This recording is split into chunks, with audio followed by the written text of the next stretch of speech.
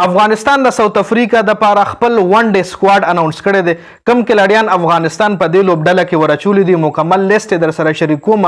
د کم کلاډي پکې کمې دی، بل د افغانستان او د ساوث افریقا میچونه به کله وي، په کم ګراوند باندې ووي، څه ټایم به شروع کیږي، د هغې حوالې سره در سره هم مکمل شیډول جاري کوم. نو ویډیو خپله هم مکمل وګورئ او مخکې ملګرو سره ضرور شریک کړئ. د افغانستان او د ساوث افریقا د ون ډے سیریز را روان دی، د 50 اورونو ون ډے سیریز را روان دی چې دا میچونه به 18 تاریخ یو میچ یو په شلم وي د دې میاشتې، په 18 په شلم او په 22 درو میچونو سیریز دی جی چې دا په شارجه کې وي. یو ای سټیډیم په شارجه کې به دا میچونه چې مازیګر 15 بجې به شروع کیږي د پاکستان په ټایم باندې.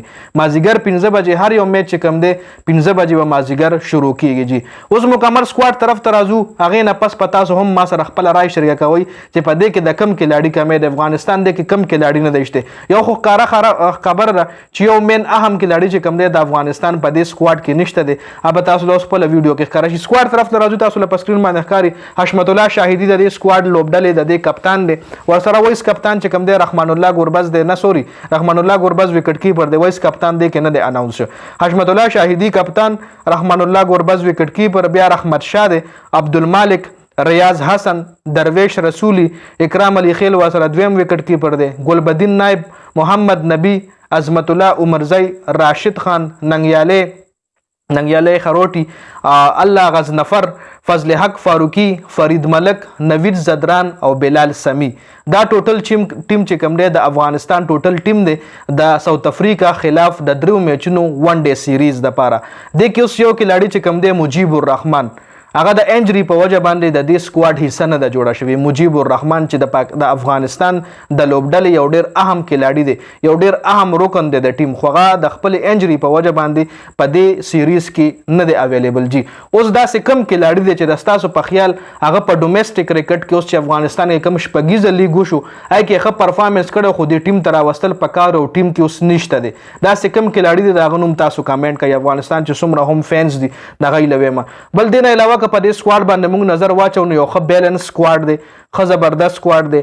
میډل اډر کې هم کلاډیان شامل کړي دي. ابراهیم زدران پکې شته که نه؟ ابراهیم زدران نوم مې پکې ونه لیدو.